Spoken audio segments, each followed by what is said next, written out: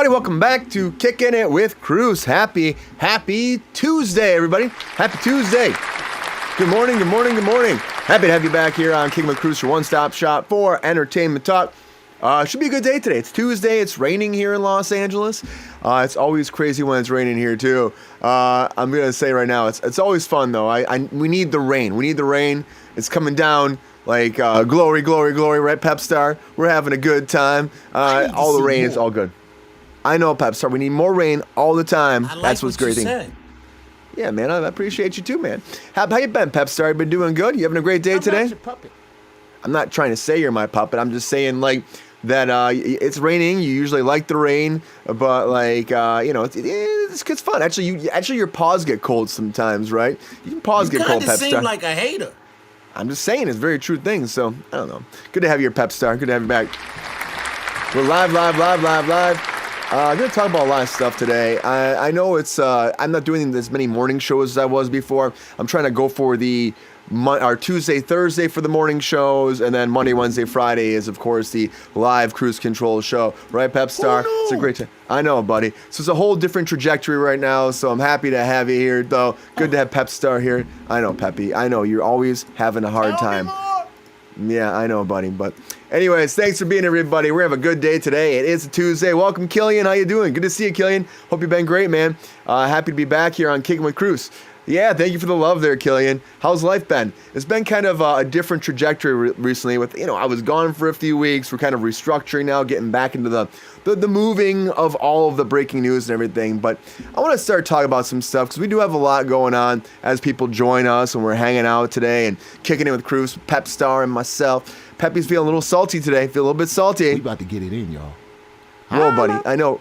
We're going to talk about some news, Pep Star. Yes, we are. We're going to talk about some news, and it's going to be a great time, Pep. Like that. You are going to you like the breaking news, Pep Star. You tell me all the time. All the time. I have an opinion. I think we'd be canceled if I wasn't here. That might be a true thing, buddy. We might be canceled. That's a great point, yeah. Yeah, that's great, buddy. I know. Good to have you, Pep Star. Happy to see you, Peppy. Happy to see you. 150%. All right, buddy. All right, buddy. Good to have you back. Good to have you back. Good to have you, Pep Star. I'm skipping. Oh, man. Peppy, let me ask you one question. I want to talk about Tron today. Did you care about Tron? Did you like Tron? I mean, that's easy to say one word like that. It looks like you do care about this movie, Pep Star. That's what I'm saying. It does. Blah, blah, blah. Okay, buddy. All right. But tell me, Peppy, did you think it was a good movie? Did you think it was a good movie or what? It's going to be a bomb. Bloop, bomb. All right. See, Killian, Pep Star's on one today. You're just on one. I don't know what's going on. Like Rick, yeah, now. Yeah, you are, buddy. Yeah, buddy. Well, good to have you back, guys. So much going on. Happy to have you here, Killian. It's time for some breaking news.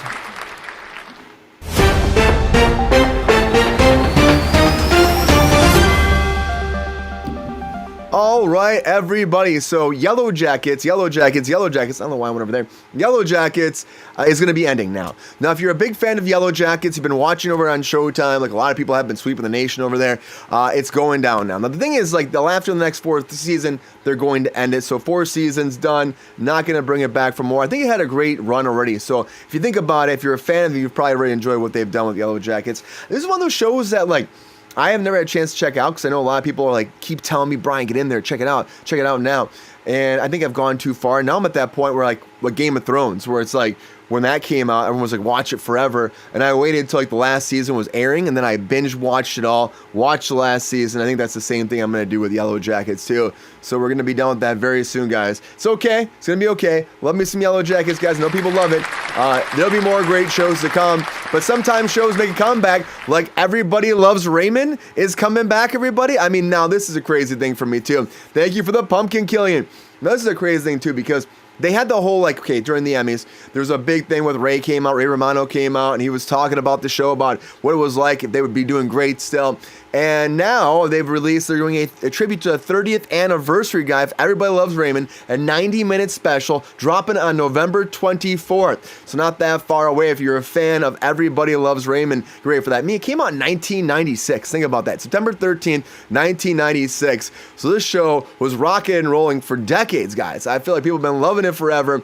And they're going to do it in honor of Doris Day, or Doris Roberts, and Peter Boyle, who actually passed away, too. So they're actually going to do a whole little retrospective for them as well. They passed away in 2006 and 2016. Of course, this show aired a long time ago, so, this does happen. We do lose people along the way. R.I.P. Then we were talking about Diane Keaton last night, too. It's really sad seeing a lot of these celebrities go away, but of course, it's a matter of life, and that's how it goes. And it's unfortunate. Remember the work they did, the impact they had in our lives, and also on Hollywood too, guys. A lot going on. And this has also got a pretty impact, I guess, on Apple TV Plus, was The Family Plan. And Marky Mark is coming back for a sequel to The Family Plan 2, everybody. So if you haven't check that out, the first one was actually pretty fun. Came out like during the holiday season. This one is coming out this December too. They dropped the poster for it. They're dropping the trailer for it. So if you're excited about some Marky Mark, which I am, I like Mark Wahlberg. I gotta tell you. A lot of people are like, say hi to your mother for me, all right? How you doing? I'm gonna go talk to this goat. Hey, goat, how you doing today? Say hi to your mother for me. There's some weird stuff happening with this program. I think it's the rain, guys. I think the rain is causing problems. Am I a little glitchy right now? I think the rain is causing problems. Oh no. It's yeah. Hey, how you doing? It's good to have you. Good to have you. I'm gonna go talk to this goat. Hey, I'm Mark Wahlberg. I feel like the rain is glitching me out a little bit, but it's coming out, guys. If you're excited about this, here's the synopsis. The international game of cat and mouse ensues as Dan and his family battle, bicker, and bond their way through a series of bank heists, holiday hijinks, and car chases, and scenic European terrain. So, a big deal right there for Mark Wahlberg and the Funky Bunch, guys. Which you can call his family. Coming out November 21st. I think this is glitching out because of the rain. I think the rain is destroying me right now. Let me try one thing. I'm going to actually try to swap off my service to my other direct connection, see if that fixes it. Let me know if that's a little better. But, it's raining in Los Angeles, and sometimes when this happens, it just blows everything up out of the water. But I gotta say, I do like Mark Wahlberg, guys. The Family Plan 1 was fun. And if you guys didn't check it out, Apple TV Plus, it's still out there. Which, again, they are dropping the Plus from Apple TV Plus, they said, which I was like, what are we doing now? So it'll be Apple TV, but they're not gonna have a plus sign anymore. So if you are pissed about that, let me know too. What is going on with this system? Is it the rain, guys? Is it the rain? Am I glitchy a little bit? It might be the rain. I am only happy when it rains, like Lance Morris said. But what's up, John? Any recommendations for when you have the blues? What's up, Diabolic? And hey, Dylan. Free Diddy. I don't think Diddy's going to be free anytime soon. I will tell you that too. And recommendations when you have the blues. I like Sleepless in Seattle for some reason. That's a good one. I always go back to that too. It just has that kind of like, it's that Tom Hanks, Meg Ryan kind of good feeling too. It's sad, but it also has a good uplifting feeling too. I want one where my wife doesn't have a boyfriend and when the judge doesn't take everything from you and give you a paycheck. Oh, okay. Well, there you go. So maybe you want to watch UHF by Weird Al Yankovic. Watch UHF. That's always a fun one too. If you haven't seen that movie from the 80s, it's a lot of fun too. Or maybe you watch something like Tropic Thunder, or you watch something like, I don't know. Walter Mitty is also fun too, but that's also very uplifting as well. The Secret Life of Walter Mitty. And I would also say for like a good comedy though, like This Is the End is also kind of fun for something that's just kind of crazy. And also I would always go with like Old School. Old School is one of my favorites right there. Old School is one of those great ones. You're my boy, Blue! You're my boy! That's what I'm saying. So if you haven't checked out that might be a good way to get you out of the blues, Johnny. So thanks for being here right now, too. And speaking of that old school vibe, guys, I had to tell you, Luke Wilson, I loved him in that movie, but Luke Wilson now is officially joining the golf series for Netflix. Now, he's kind of following the footsteps of his brother, Owen Wilson, because Owen Wilson is, of course, doing, it's called Stick over there on Apple TV Plus. Well, Netflix is making their own version of a golf series as well. Will Ferrell is going to be in it. Luke's going to be in there too, because they're coming back together. They haven't been together in a long time. It feels like since Old School. I know they've been together in other movies, but coming back together to do this again, this golf dramatic series on Netflix. I actually kind of like when Will Ferrell does dramatic series, guys. I don't know if you ever watching this stuff like Stranger Than Fiction. That was a great performance he had too. I just think he does a solid job when it comes to a lot of these dramatic points. he doesn't get enough of those roles. So if I were Will Ferrell, get your agent on there and get more of these jobs going, because I think you dominate in that, again, environment. So if you haven't checked those out, check them out today. I know people are probably like, Brian, I don't know about that, but I do think that golf could be pretty great right now. But speaking of golfing, 4547 loves that, of course, loves golfing. And there's actually something going across his desk about still pardoning Diddy, which again, I know Dylan was saying pardon Diddy. So honestly, I keep hearing this over and over and over again. And I just don't think it's going to happen. So if you're a fan of we call him the Diddler here, the worst Batman villain ever. If you're a fan of the Diddler, I mean, I'm going to tell you right now, I just think it's going to be really tough to get him out. And I just don't think anybody would touch that as a presidential pardon. I don't think it would happen. But, stranger things have happened in this world, but I still don't see it going down. Now, he is, of course, supposed to serve 4 years and 2 months. What will he actually serve? That's a good question when it comes down to it. Of course, with time served already, that would be like 3 years he'll have to actually serve.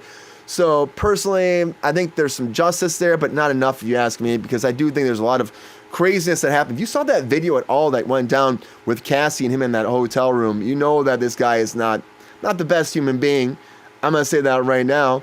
And he was tried, and he was, again, convicted. Now, we'll find out with an appeal what happens on top of that, too, because, of course, he's appealing. That's what's going to happen. It always happens. But what do you feel about that out there? Do you think that's a good thing that he did get that time, or do you think that he should be out getting further?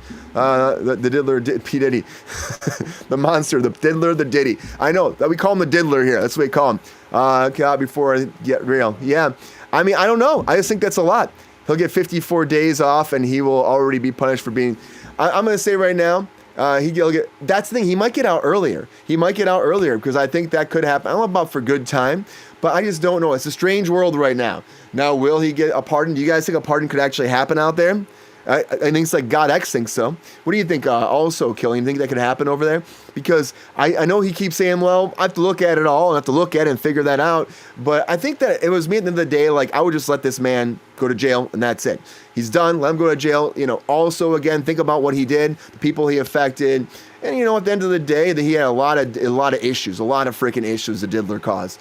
And Make America Great Again. Earth the Expander. There you go, too. How do you guys feel about that one? Hopefully no pardon. Ben Stiller is an alien. Ben Stiller is an alien. Have you gone and actually checked out Walter Mitty before? Because I do like that Ben Stiller movie, but I do think that I hope of all beyond all hopes that there is no pardon that comes through. Now, his team is still saying, like, oh, there's something really happening. But then, of course, 47 was like, well, I have to look at it some more and think about it and go into it. I personally, let the man lie where he's at. Do not touch this case. I know a lot of people will be like, I mean, honestly, I wouldn't be surprised if he does. I'm not going to be wrong. This man does anything he wants to, pretty much. So I wouldn't be surprised if you let the Diddler out. But keep the Diddler in jail, because Batman kept him there. Batman put him there, and keep him there if you ask me. But somebody that's saying they're not going to touch on any of these political things these days is Jimmy Fallon. Because Jimmy Fallon was talking about all the late night stuff, right? Get into the late night stuff. And he was actually saying that based off what happened with, of course, guys, Colbert, with also happened with Jimmy Kimmel, he's like, you know what? I'm just going to kind of keep it under the radar right now. So he was talking about this whole situation. Actually, it's funny because Conan O'Brien and also Jimmy Fallon weighed in on this. And Jimmy Fallon did say that, I don't want to do anything to ruffle any kind of feathers. That's what I'm here for. I don't want to do that. I want to make that happen. And he goes, when it comes down to this whole situation, I make fun of both sides. Our monologues are kind of the same. We've been doing since Johnny Carson was hosting the show on The Tonight Show back in the day. So really, I just keep my head down and make sure the jokes are funny. That's his whole idea. We have great writers, clever, smart writers, and we're just trying to make the best show we can possibly can make and entertain everybody. Which I think at the end of the day is the idea, is entertain everybody. That's what the late night talk shows were. Turn off, laugh, joke. Again, we should be able to say what we want to say. I will still say that too. We do live in America. But the idea was just kind of laugh and joke about everybody, which is what we always been doing, That's why anybody on either side gets mad. I'm like, calm down, guys.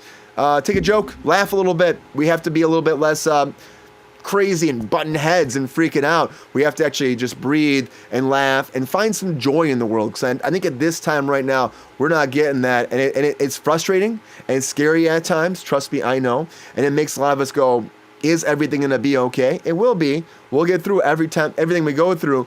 and we'll all work together. Hopefully again. That's my hope. Work together again. And like the dude says, guys, let's just calm the fuck down. Because I mean, Jeff Bridges came in there and he was doing the dude over on Late Night, and he came in there, he put the sweater on, and he's like, it's one more time to be the Big Lebowski. And when he was doing that, Didzilla, the Didzilla, the Diddler, I call him, the Diddler.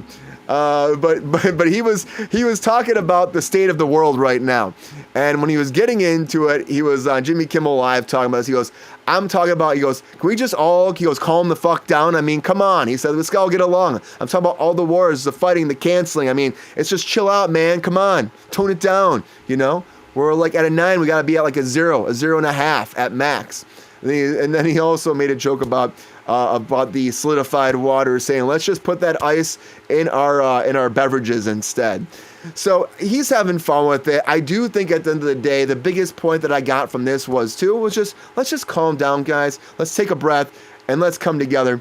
Somehow, that's what I think. I think a lot of people don't want to. There's this whole trajectory we're at where it's like this divide has happened, and I don't really want that anymore. Let's calm down. Let's have some fun. Let's talk about some movies, because Bulgaria looks great too. I don't know if you guys saw the trailer for this, but Emma Stone's Bulgonia looks actually fantastic. Now, this is a conspiracy-based theory type movie where, of course, I know someone said Ben Stiller is an alien out in the chat, but this is actually a situation where the movie goes down where Emma Stone's like this big CEO, this big, massive company she's running, and she gets kidnapped, and they shave her head, and they tie her up in a basement. Now, it's got Jesse Plemons in it playing the person who kidnaps her, because they think that she's actually an alien. They think she's an alien. And so she's like, no, I'm this high-powered CEO. What are you doing? And at the end of the day, she's trying to escape. The trailer came out recently. This looks awesome. It looks awesome. I love Emma Stone. I think she does a great job in all of her stuff she's been doing. She's been a great since Superbad, if you ask me. I remember when I first saw her in Superbad. I don't know if you guys saw that movie back in the day, where, of course, it was so good. Let's talk about One Battle After Another. Ben Stiller is an alien. That is sweeping. That's sweet. It's doing so great right now. Did you love that movie? Ben Stiller is an alien. I just gotta say, I love Leonardo DiCaprio. I know a lot of people are like, no, Leo, he's not the best. I think Leo's fantastic. He did a knock-up job in this too. I also like Benicio del Toro. That cast just keeps going and going and going. And I think right now, I'll double check, because I haven't looked at the box office recently, but I know that it was doing great.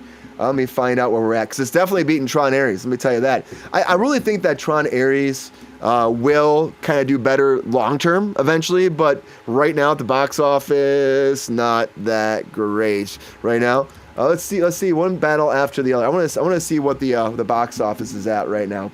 It's at 138 million. Not bad. 138 million for DiCaprio and for P.T. Anderson. And I gotta tell you that I think that one's gonna be like where it's at. Probably won't go much further, but I mean, after another budget. Let's see. I'm always trying to. I like to look at the budgets and see what the budget is compared to the actual box office. It matters more than anything else.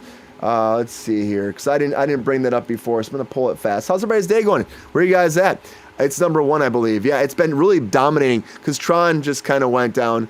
And it's still, I think this last weekend, well, Tron won because it did make like 30 million. I think it made 11 million last weekend just for the box office weekend. But when it comes down to the actual numbers right now, of course, One Battle After Another is doing the best.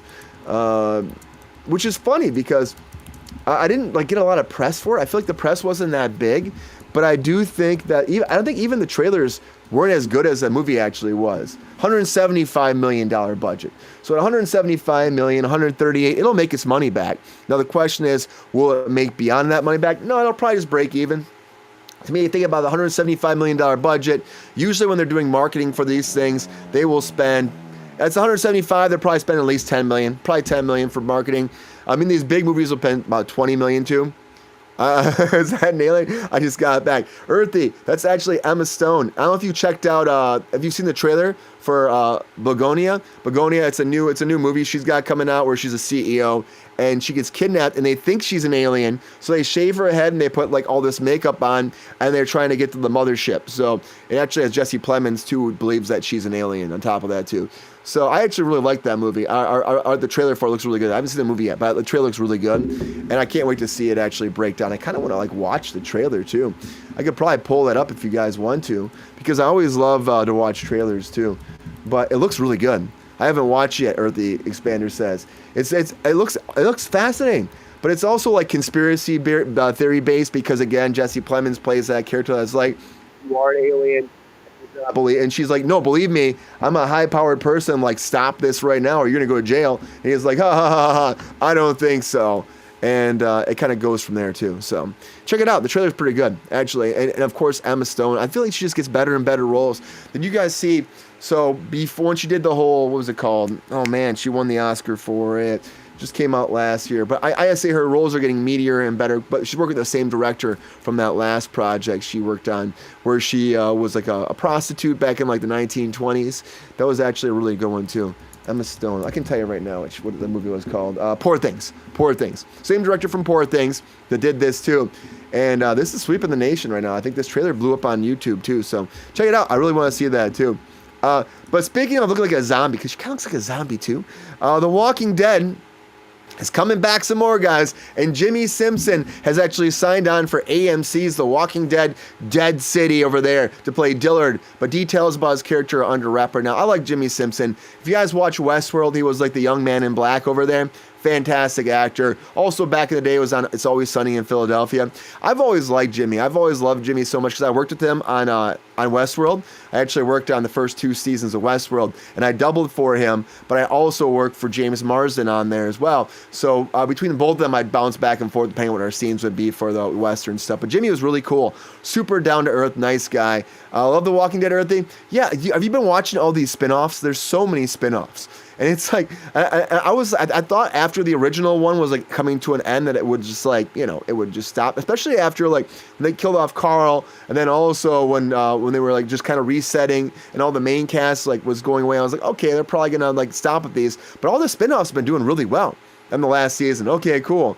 And they've been doing really well. I'm gonna tell you right now, I didn't watch the last season. I kind of fell off it. Tell me, is it worth getting back into the city ending? It probably is. I always feel like if you start something, you should finish it. There's probably a lot of great stuff that happens and surprises that come back. I know Rick was supposed to come back. Then, of course, Rick has his spinoff, too, which I started watching that, which was pretty good. Him and Michonne. But I thought that was actually pretty decent. I haven't watched the one about New York City, though, too, that actually has Jeffrey Dean Morgan, which is the one that Jimmy's going to come into, and also Lauren Cohen on there, too. So maybe I'll check that out. If you watch the Dead City one, I keep hearing great things about it, too. And it's the 3rd season already coming soon. Don't remind me of Carl. It's worth going back and watching. Yeah, Carl. It's like Carl and Carol. You never knew what he was saying sometimes, Rick. Carl. I was like, come on, Rick. Come on, man. Enunciate, Rick. Enunciate. I'm gonna see if I can bring in that trailer for this too. For the other one, Bulgonia, because I think that's actually pretty cool to watch. You guys haven't seen it yet. I think it's actually worth bringing in. So as I'm doing this, I'll try to bring it into the show too, so you guys can check it out as well. But if you're checking out some Walking Dead, great. Jimmi Simpson coming in. Much more coming. Like there is more, of course. Frankenstein coming too. What's up, Queen? Good to see you. Welcome back, Queen. Coral. Oh, some of the Walking Dead. Jonathan's supposed to be here. He got the times mix match, but he'll probably be popping in here pretty soon here too to hang out and kick it for a little bit this morning. Just doing a little quick morning show today, which is always kind of fun. Trying to get back into that Tuesday and Thursday trajectory, and then Monday, Wednesday, and Friday for the main show too. So we get 5 days a week, which isn't bad. I think the 5 days Monday through Friday was a lot for me. Just it just comes down to time and personal time, and also now I'm doing this other podcast too, the Walking and Talking, so that takes up more time on top of doing the podcast and the show. So we'll see. I'm actually working on getting some maybe new people to help me out with the marketing side of this too, to kind of start getting some traction moving back with, of course, viewership and stuff. So we'll see how that goes too. But everybody always like, follow, share. It goes a long way. Pep Star loves that, right? Pep Star. Peppy loves it when I say now. I said, Peppy, I think it goes a long way when people like, follow, and share, buddy. I mean, that's what I'm saying. So just be nice to me, man. Are you happy Queen's here? You probably are. Queen? I want to know how you doing. Good question, Queen. You doing good today? Pluto has a channel devoted to The Walking Dead. There's so many Walking Dead episodes. I believe that. Why would you not have that, All The Walking Dead. That's what I'm saying. Go out and hunt for some honeys? Peppy, it's early, it's raining, and I think you just gotta calm down, buddy. You just gotta calm down, okay? No, not right now, buddy. Not right now, okay? Not right now. Suck it. Oh, okay, buddy. Why don't be so mean, buddy? I don't know why you want to be so mean to me. I don't know why. Watch this bullshit. Well, good. Okay, all right. Good to know, buddy. Good to know. Good to have you, Queen. I'm gonna check out that Pluto show. But again, like I said, you got so many shows coming. We also have that Frankenstein movie coming, and the latest trailer did drop for Frankenstein, the story of Victor von Frankenstein, guys.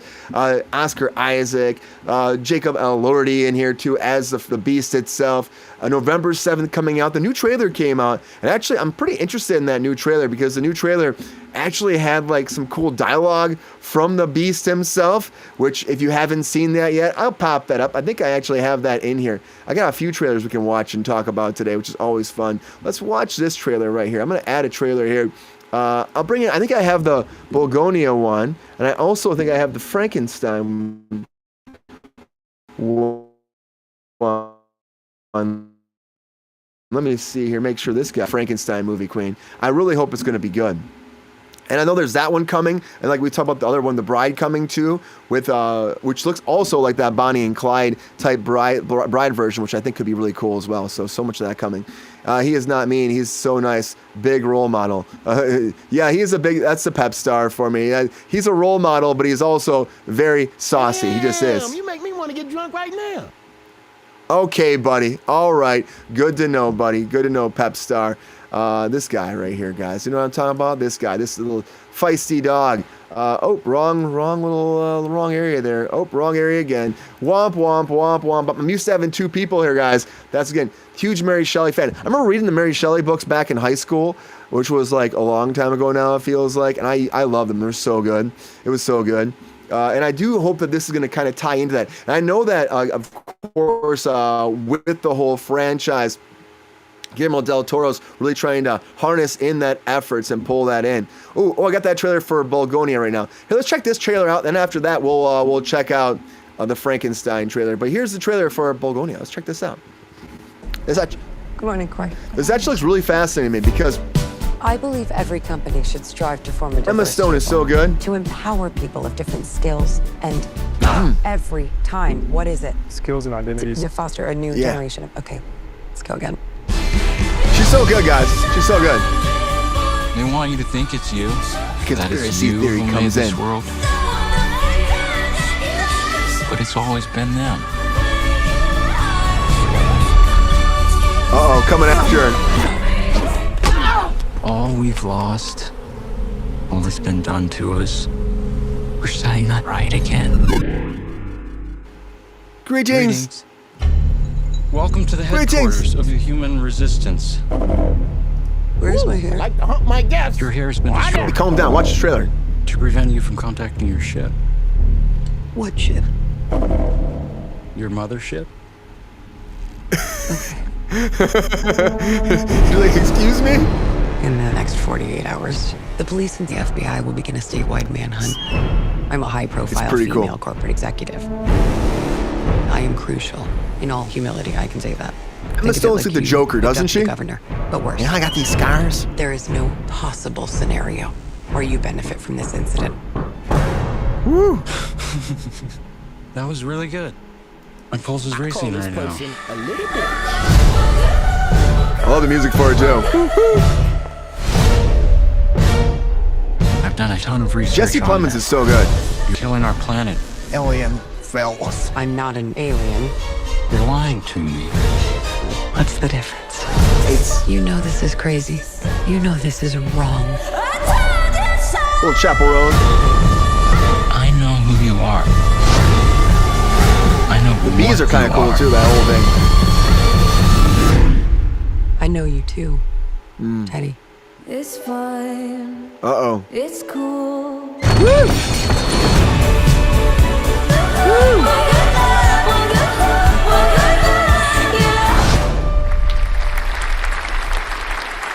I think it looks pretty good. I think it's pretty good. See, I think it's kind of be an interesting twist.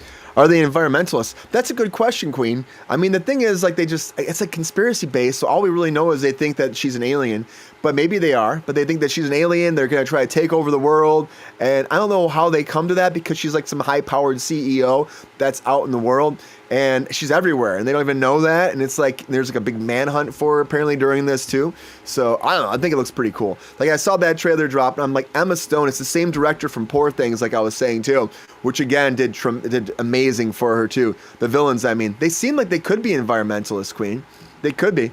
They don't really say that. I can kind of see it. They're kind of locked away in a cabin someplace, going into. They could be something like that. Kind of ties into this day too. That's like more of the. Think about how the world we live in, like Antifa or stuff like that. Maybe there's something like that too. Who knows? Or I don't know. I don't know any of that stuff, guys. That whole world. They could just be maybe a cult. They could be a lot of things too. So we'll see. But I think this looks great. Emma Stone trying to get that Oscar nod, but she reminds me of the Joker too, 100%. Like, I feel like she's the Joker. I do like the music for the trailer. I don't think they give too much away, given essential plot points. What do you guys think? You guys excited about that movie? You gonna check out Bulgonia? Does that seem like something you want? The Joker, right? Like the Joker, Earthy.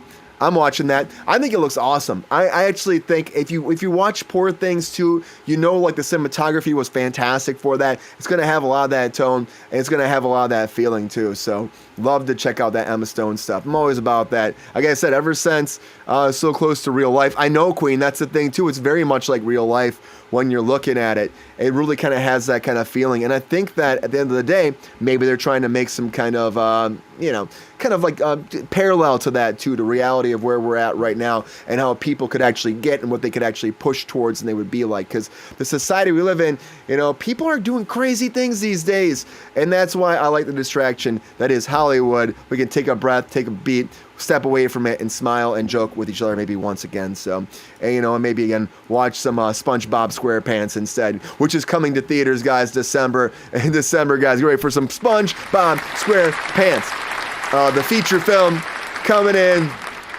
Big deal here in December, guys. And of course, the trailer for this, I'm going to tell you right now, it's going to have a trailer for the new Ninja Turtles short film before. We talked about that on Friday. So, Mutant Mayhem, the trailer, there's a short film where they go to New Jersey. They're releasing that along with that before. And then the full feature film of course, Turtles comes in September of 2026. Got some time for Mutant Mayhem for the Turtles to come out of their shells one more time. We got some SpongeBob SquarePants coming. SpongeBob SquarePants. Not a big SpongeBob fan. Not a big SpongeBob fan. But I will say this, why not, guys? SpongeBob SquarePants, guys. A lot of breaking news, everybody. A lot of breaking news! I'm going to try to find, because I think it's worth trying to find that trailer for Frankenstein as well. I believe I do have it over here in my show build, so let me go try to build that up too.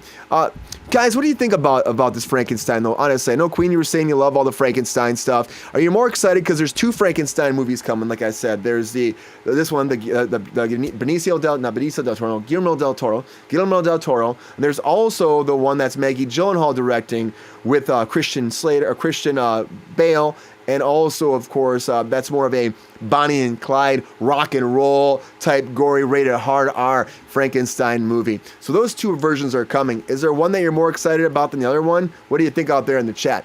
I'm going to pull up that trailer for Frankenstein while we're talking about that too, because I think it's worth checking out. I think I still have it in here because I had popped it in earlier to watch it and I never had a chance to put it on the show. So I love watching these trailers, guys. But I do like that Guillermo del Toro has made this. It's been years in the making. He's been trying to make this for I feel like it's been 7 years, I think he said, in development. So this is like a passion piece for him too. And to have that caliber of cast is a fantastic thing. Oscar Isaac, I love that guy. I think he does nothing wrong. I do think even Moon Knight, people give him a hard time for Moon Knight. He was acting his ass. It's alive! It's alive, Queen! He was acting his ass off in Moon Knight. So if you haven't checked that out too, that's worth seeing because just his performance alone is phenomenal in there too. And I think that everything he does is always a great thing. Oscar Isaac. Except, again, one of the ones that I got to tell you that I didn't like Oscar Isaac, and I'll give you this, though, too, was Apocalypse, the X-Men Apocalypse movie. Man, he was way too touchy for me. I was like, is Apocalypse going to, get on some kind of SA list right now because he was way touchy, really creepy, and just way too much in that movie. And that was a direction thing too. It was a direction thing, but that was one thing I always go to, being like, this is not for me. This is just creeping me out the whole time.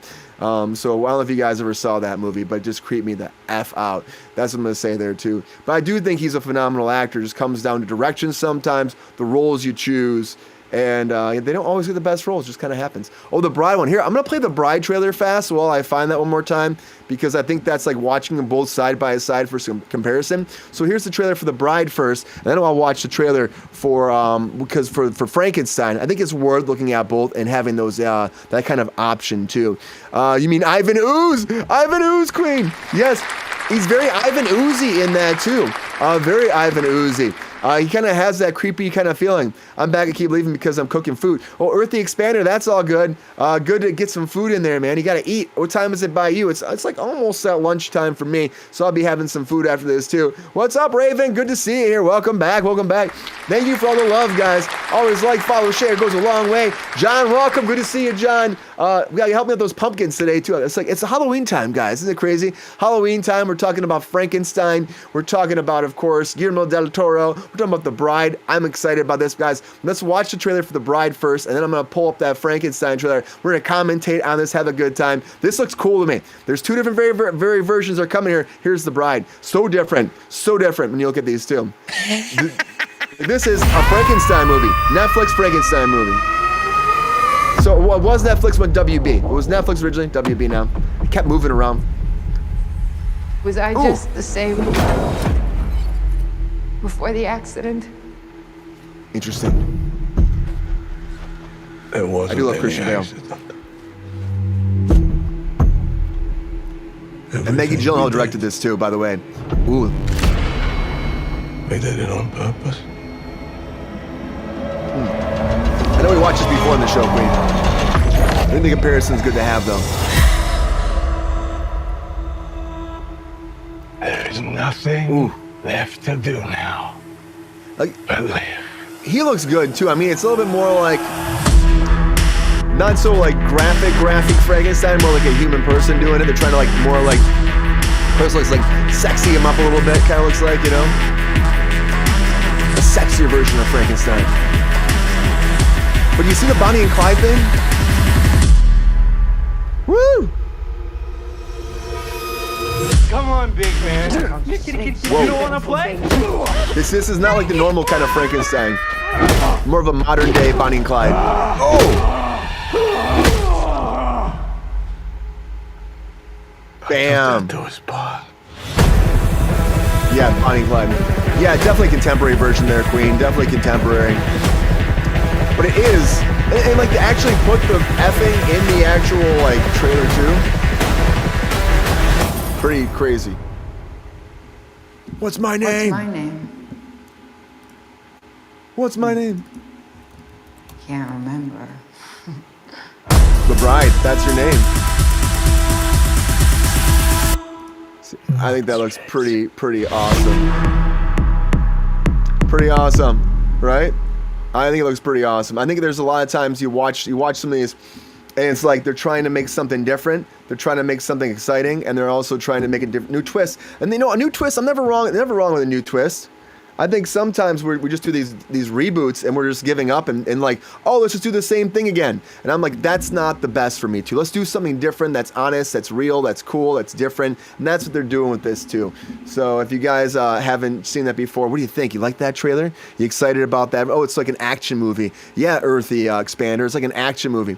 And it really has more of like a romance than an actual, like, I feel like the original Frankenstein, that's more of like, oh, like, where are we going? How did I get here? It doesn't really have that, like, we're in love and we're going to dominate the world together type vibe. It has more of that, like, how do we get here? And this really is like we're diving in. It almost feels like we're really just jumping right into that universe and getting there. That's really a Frankenstein movie called The Bride. Yeah, you're right, Queen. There was the one back in the day that was The Bride, right? And then this is kind of, but then they're also doing the young Frankenstein or the younger Frankenstein too, Queen. So I think they're just having fun like with this whole Frankenstein universe. I still wish we would have gotten the Monsterverse we were supposed to get. I know I brought that up a million times, but I really wanted to see that. Johnny Depp as the Invisible Man, and also, of course, we had Tom Cruise as the Mummy. We had Jekyll and Hyde and Russell Crowe. We also were going to have Benicio del Toro in there too as, I think he was supposed to be Frankenstein, and then it was supposed to also be, for the Bride of Frankenstein, it was supposed to be, who was it? I see her face. Angelina Jolie. So that was going to be a big production if they would have got that done, but they never made it happen. So it's very unfortunate. Because that Mummy bombed so bad, they're like, and we're done. And I was just like, come on, guys, give it a chance.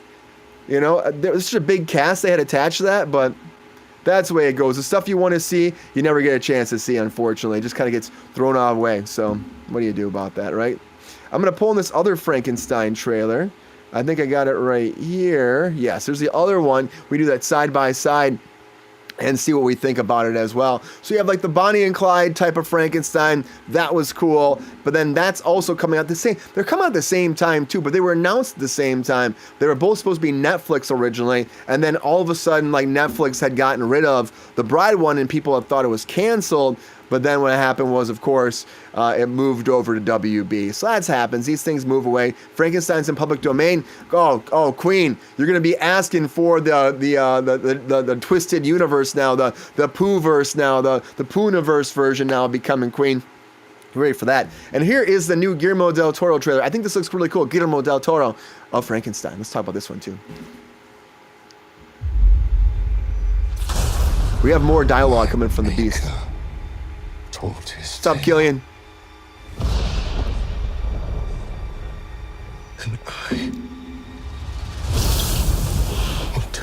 This is much more that grittier, real Guillermo del Toro, you know? That's why I made so many movies. That makes sense, Queen.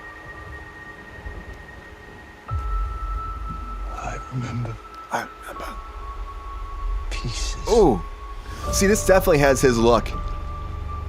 Memories of different men.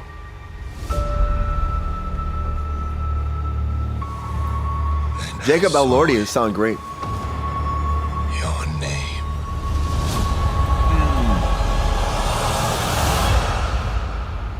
Victor Frankenstein. Oh boy. Yeah. November can't come soon enough for this one. What's up, Bill Chuck Gamer? My creator. Only monsters. There's so much monster stuff these days. I feel like we're just like blowing up the monsterverse now. It's a movie. I demand a single grace from you. This is gonna be a movie coming out in November. Netflix. 2 weeks streaming, 2 weeks in theaters, then it's streaming. Early December. If you are not to award me love, then I will indulge in rage. Whoa!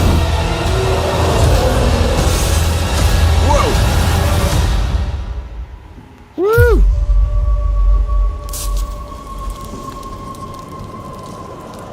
Now, Run! run. Woo! See, that feels much more like Frankenstein compared to, of course, the other one we watched before that too. November 7th, not that far away. Very faithful to the source material. See, Queen, I'm really excited about this. Will it do good though? That's always my worry because I feel like sometimes these things come out and things are just not doing great. Now, it is a Netflix movie, so 2 weeks in theaters. They're not that worried about the money at the box office. But it's come at the right time. I feel like almost a little bit too late, though, too. Why didn't this not come out in October? It's definitely a Halloween movie. November, it feels like they pushed it. Maybe there was some post-work, but they should have made it come out in October. That would have actually been better, I think, for people to actually go see it. I think going after that, going into early November, yeah, people will still come out, but you're missing that spooky season right there. 911 Nashville, any good for watching? It's new. You know, I've not really been a big fan of these 911 shows. My buddy actually works on the OG 911, and I've worked on that a couple times. That one was pretty good, but these just keep going on forever. I haven't checked it out yet. I'll watch the pilot. I'll check it out if you want me to, Wheelchair Gamer, and talk about it. But I just can't get into these procedurals like that all the time. There's so many of them. It's like Grey's Anatomy is still going down after all that time. When I was in college, Grey's Anatomy was out. I'm like, that's forever and ever ago, too. Seriously, to be honest, would have been even better if Morgan didn't leave season 9 for Fear of the Walking Dead. There you go, too, right? I do think that a lot of times when these actors left too, it's not the best. Give $100 to do a backflip. Stetson West. You know what? I wish I could do a backflip. That'd be awesome. It would be really awesome. What's up, E? How you doing today? Is that little drool? How you doing today? I don't know how to do a backflip. I wish I could do a backflip for you guys. Yeah, let me know. Let me know. I'll check it out, The Wheelchair Gamer. There's so many horror films that come out in October, though. You're right, Queen. Like, we have Halloween being released. You got Black Phone 2 coming out. That looks pretty cool. It's like a new Freddy Krueger for Ethan Hawke. If you guys saw Black Phone 1, I actually really enjoyed that movie. I think they're taking a big risk now. Blumhouse taking a big risk. Now, Blumhouse also took a big risk when it came down to Megan 2, Megan 2.0. They changed it from being like a kind of like a thriller to being like an action comedy. And that was a big risk. It bombed at the box office. It did bomb, unfortunately. Gone. Sorry about that. But now they're taking a big risk, now changing the whole dynamic with Black Phone by changing from being like a suspense thriller to a full-out horror Freddy Krueger type franchise. Because again, this Ethan Hawke character is haunting their dreams in it too. If you've seen the trailer for Black Phone 2, it's really Freddy Krueger. And I think that looks cool, but is that a step too far from what they were doing before? Now, how do you take that franchise after that character had been taken out in the first one? This is kind of, I guess, the best route to do it. But do you want to actually continue that franchise? It was a good one-off, if you ask me. But hopefully it's good. The trailer looks great, guys. I'll check it out. So many movies happening. So many projects happening. Happy to be here with you guys. Happy to be here with Pepstar, too. How you doing, Peppy? You doing good after all that? Up, buddy. Hey, man. Hey, man. Don't mess me up. Don't fight with me again. I don't want to fight with you guys. I don't want to fight with you at all, Pepstar. That shit. Well, yeah, you do. You push me, and you push me, and you push me. You know it. And you gotta stop that, Pepstar. I'm gonna tell you right now, it's not the best thing ever. Squirrel. Not. Okay, buddy. Good to have you guys here. A lot going on. I do want to talk about Tron Ares a little bit more, guys, because that's been a big deal that happened this weekend. Let's talk about Tron Ares in our featured story of the day.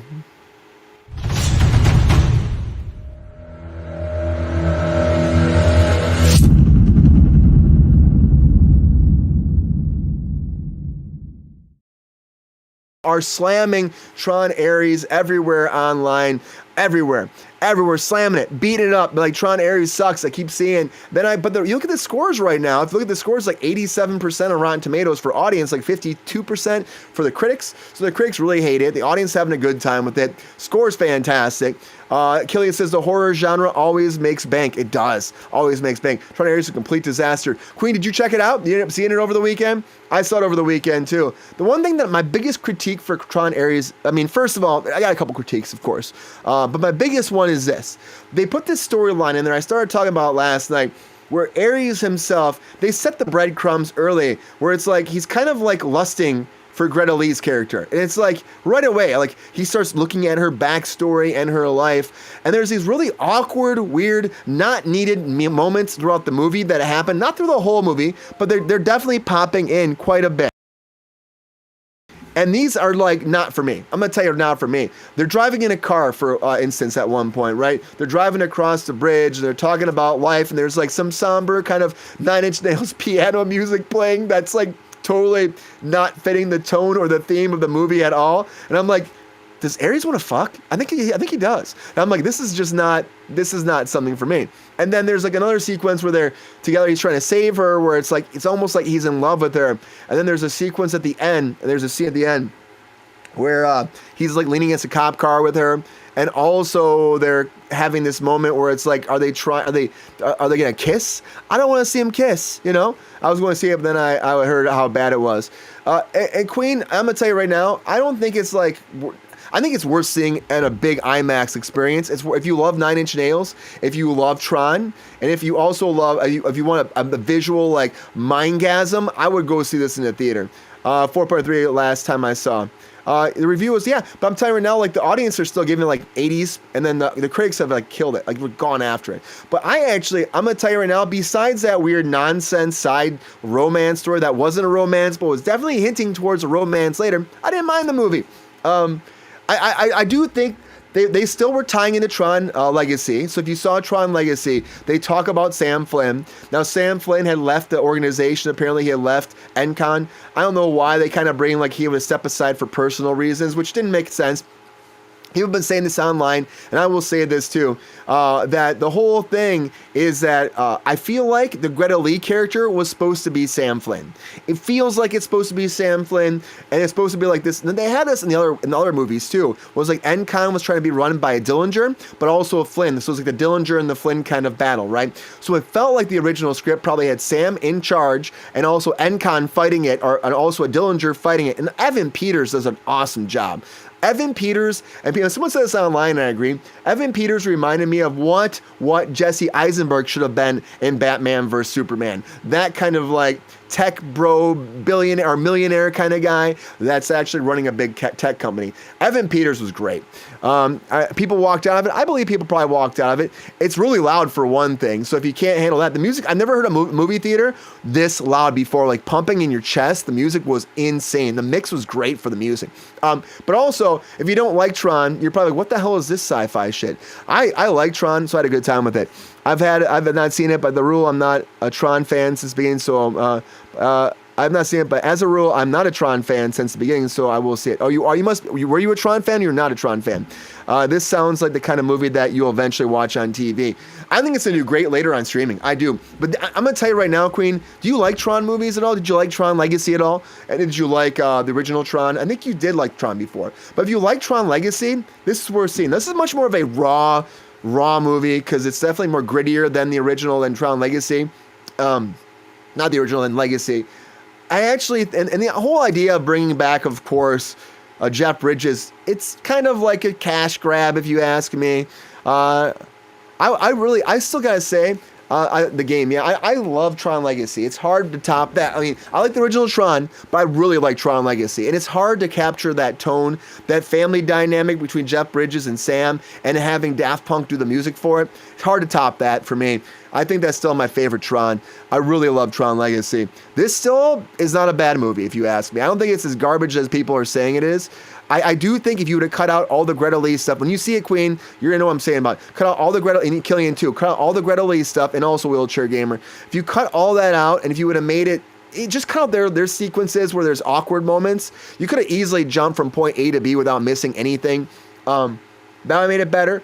And also, the biggest thing that also made me mad about this movie was they kind of sidestep. Like, Ares is supposed to be the big bad, and the way it's setting up is like, you see like the big fight that's happening like in real life. It's not that. It's anticlimactic. It's not Ares doing that. It's like another program that's working under Ares, and she apparently just wants to. Becomes in control because Ares decides that he doesn't want to take out a user, and so he wants to stand up and be like.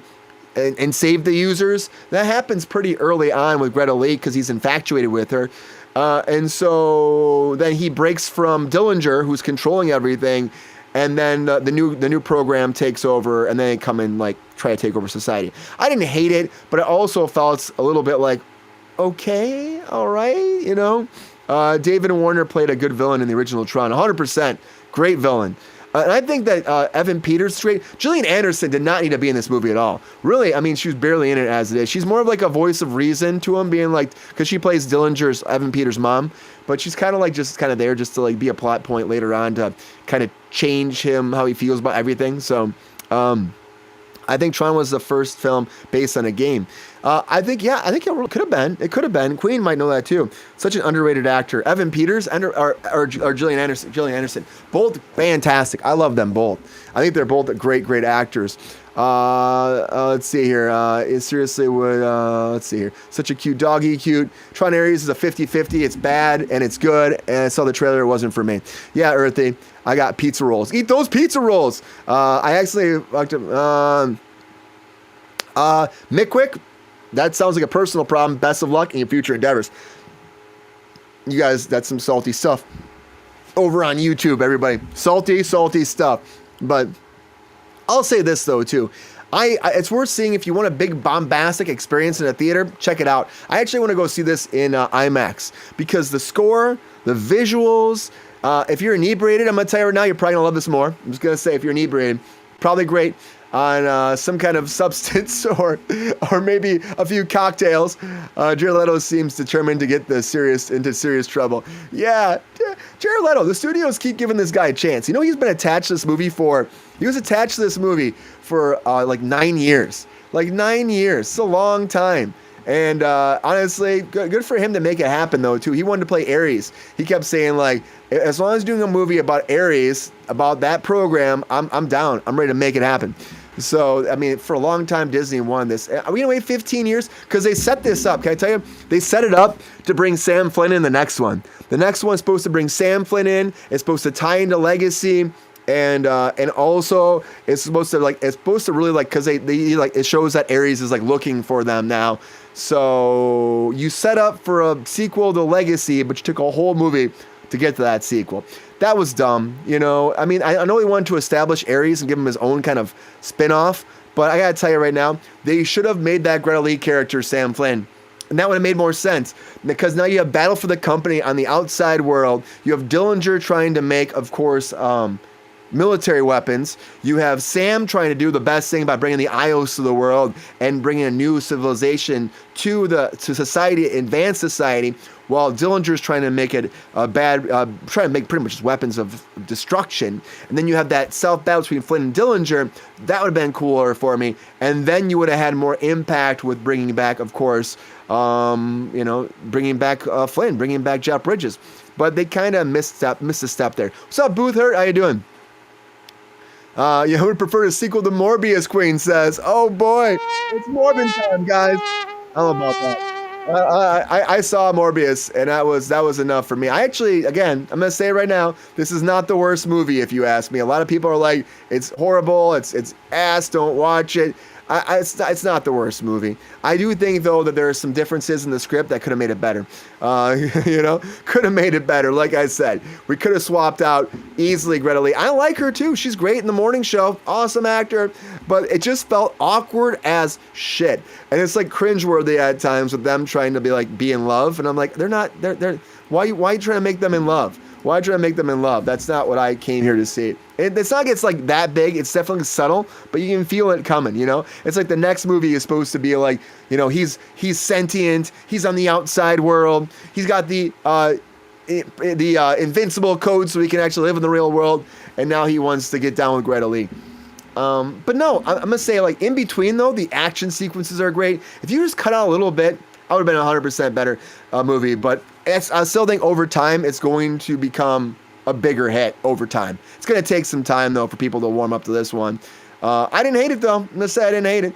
Anybody see it out there? I mean, I wish David Campbell was here. That guy loves to rip on everything. I bet he'd be, like, going crazy about this, too.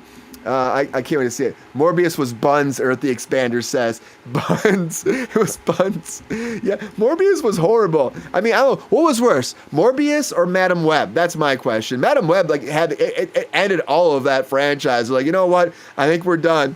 At least we can laugh at Morbius. It's true. I actually didn't mind Jared Leto's performance in this, though, either. I didn't mind his performance. He worked as an AI, except, again, in those scenes with Greta Lee and him kind of feel like they want to touch each other's thigh. I didn't want to see that, I didn't want to see that at all. I thought it was like a weird situation. 8:30 a.m. alarm. Thank you, Alexa. Alexa's talking to me, having a good time. Jared needs to stay away from the comic films. Well, I think that, I'm here. he needs to not be ready to chat when you need me, Brian. Thank you, Alexa.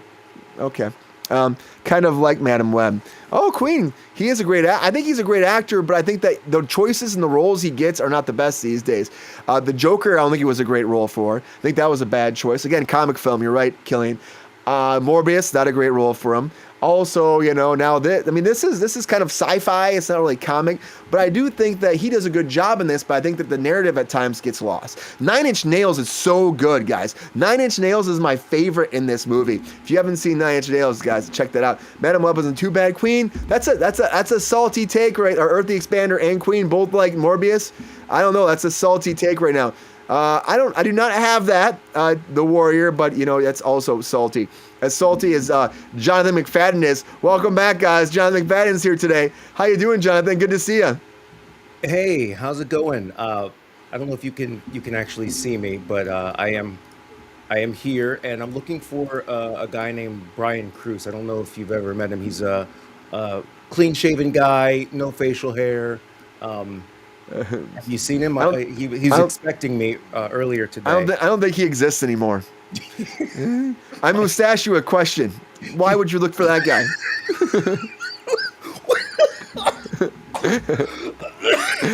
You know, I've now made it 42 years on this planet as of 2 days ago, and I have never ever heard that before in my life. Really? Hold on, that broke me for a minute. Oh Jesus! Dude, Queen says hi. It's hi, Queen. What an incredible couple of days, and you know, I wouldn't have it any other way. But you know how they say when it rains, it pours, right? It's pouring right now here. Is it? Yeah. We have times in this industry where it is literal. It's a drought. It's a desert. There is no work. There's no no auditions. You try to negotiate a contract, and they're just like, yeah, no. And then you have weeks where there's no ending to expectations and thank God paychecks, but also appointments, and it's been insane, and I like it that way. Let's keep this going. Let's keep it going, man. Keep busy. I'm happy you're busy. Thank you. I feel like things are picking up here a little bit. We got that. I was like, one thing I wanted to talk to you about that I waited on. First of all, let me ask you: did you see Tron over the weekend? You probably didn't, did you? I didn't. Yeah, see you're it. not I'd alone. love to. You're I'd not love alone to. because a lot of people have not watched it, and it only got like $60 million over the weekend. People are ripping on it constantly. I was talking about that before you came in here. I got to tell you the one thing about that movie that, you know, have you seen the original ones at all? Did you watch like Tron? Did you see Legacy, the last one? Yeah, I'm pretty sure I did. So they set it up for like this whole thing with Flynn's kid in the new one, and they just kind of say his kid's gone, and then they have like a new character running the business, and it's Greta Lee. I love her. She's in the morning show. She's a great actor, but it feels like they had a script where they had that character in there, and they decided, let's put a female character that can fall in love with Ares instead in here. Oh, that sounds like a great idea. And then, so they changed it up to a female role. Now there's these awkward scenes where Jared Leto's AI is like it feels like he wants to touch her inner thigh, but he's not. You know what I mean? That's what it feels like. That's the kind of tone and the feel in the scene. And it's weird and it's awkward. And I'm like, you got to cut all that shit out, and the movie would have been better. But Nine Inch Nails is great. Nine Inch Nails' score is so good.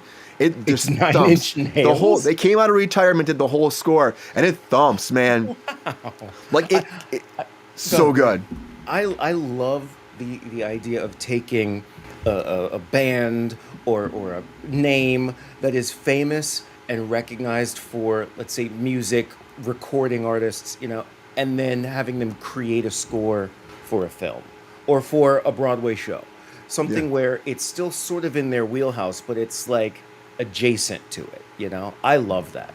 Yeah, and then there were like it's and Trent Reznor. He's been doing so much great work too, scoring stuff as it is the past years in Hollywood. So I think it was an easy adaptation. Get the bands back together, let's rock and roll, and their music fits really well in the Tron verse. Just not those intimate weird scenes. They're not intimate, but they're just like, you know, two people sitting in a car, clearly talking about how like there's a tension here, but not saying it out loud. That's weird and awkward and cringeworthy. There were some scenes like that in the movie, and I was like, this is not Tron. Were they? Okay, so you're saying they made it more of a love story than it should have been? I mean, there wasn't a lot. There wasn't a lot, but there was enough where I was like, this is dumb. This should not even be happening right now, you know? Well, there's like 3 scenes, and I mean, this should not be happening. An interesting question, though, because why do you think those moments were even in there? Probably some sort of data and testing and what do audiences seem to like, and I'm sure that came into play.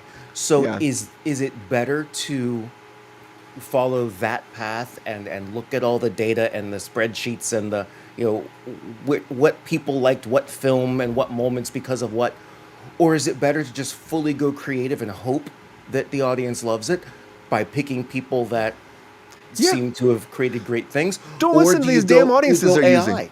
Do you go AI and just go like, okay, give us tweak this scenario, make it work? What do you do? Well, the movie definitely puts AI in a good light, so maybe AI did write this script. because it makes you think that AI, like Jared Leto, is like, oh, we're good AI and we're gonna do great things and we're gonna help the humans and help the users. And I think that the idea about him and Greta Lee having those moments were also to humanize him a little bit more. That they can have a connection of some sort with a again an AI character or I guess they're not a user and an AI character, but. It just, to me, it just felt cringeworthy at times. And the tone was different. It was off. You hear this music, then all of a sudden it's like, dun, dun, dun, dun, dun, dun, dun, dun, dun, dun. Those tones don't go together, Anybody watching and recording this, I would love for you to take those two little musical moments that Brian created and put them together. That would be, that'd be my entrance music on the evening show. Yeah, there we go. That's